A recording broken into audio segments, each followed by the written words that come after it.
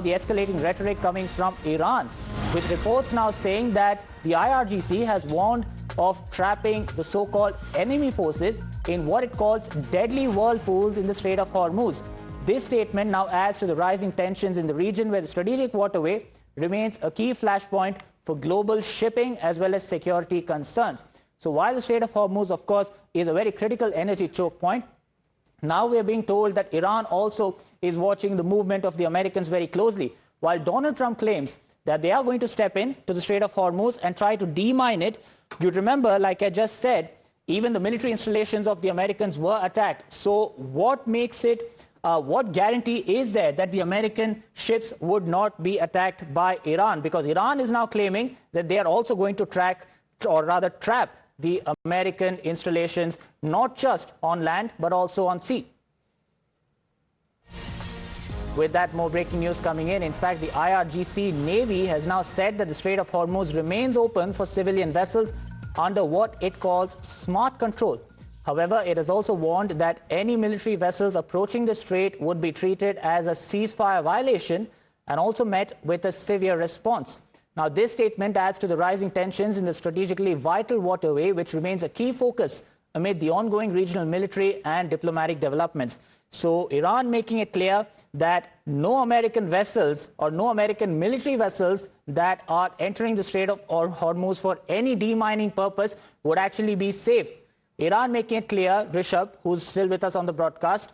Rishabh, Iran making it quite clear that yes, the civilian vessels are safe at the moment, but that won't be the case for the American military ships that step in. Well, Rohit, one thing is very clear. The war is far from over. There is a pause, definitely. The talks have failed. The back channel talks continue.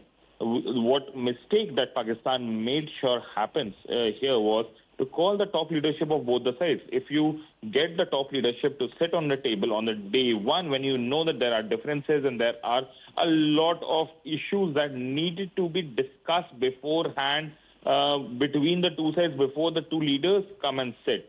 You know, you have the vice president and the foreign minister and the speaker of assembly coming on the table without the differences being discussed and marked out, showcases that it was quite a hasty negotiation process that was brought in. And given that this has failed, there is no cushion left for further more direct talks between US and Iran.